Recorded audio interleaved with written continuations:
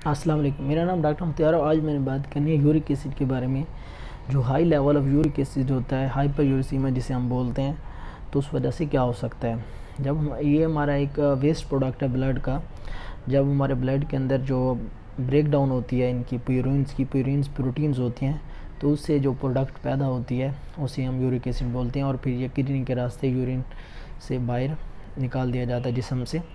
अगर ये हमारे जिस्म के अंदर हाई हो जाए, यूरिक एसिड है जो इसका लेवल है वो हाई हो जाए, तो उस वजह से फिर क्या हो सकता है, जब ये इसका लेवल हाई होता है तो फिर इसके क्रिस्टल्स बनने लग जाते हैं, मतलब स्टोन्स बनने लग जाते हैं। और ये स्टोन्स डिपॉजिट होते हैं हमारे जॉइंट्स के अंदर और हमारे किडनी के अंदर। जब जॉइंट्स के अंदर ये इसके स्टोन अगर डिपॉजिट होंगे तो उधर हमें फिर अर्थराइटिस होगा, जॉइंट की इन्फ्लेमेशन, स्वेलिंग वगैरह होती है।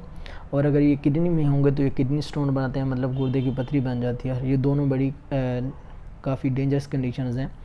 तो इनके इलाज में ये होता है कि आपको ज़्यादा से ज़्यादा पानी पीना होता है। 8 से 10 गिलास आप डेली पानी पिएँ, ताकि आप जो एक्स्ट्रा यूरिक एसिड बन रहा है तो उसको भी एक्सक्रीट होने में मदद मिले।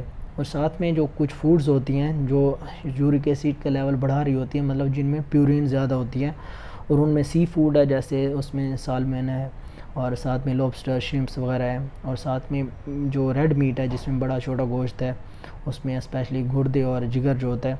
तो इन चीज़ों से इनमें प्यूरिन्स होती है और इनसे यूरिक एसिड का लेवल हाई होता है। और साथ में शुगरी ड्रिंक्स वगैरह हो गई, अल्कोहल है, तो इन चीज़ों से भी यूरिक एसिड का लेवल बढ़ता है। तो इन चीज़ों से अवॉइड करना चाहिए जो लोगों को हाइपर यूरिसीमिया है या high level of uric acid का उनको मसला है।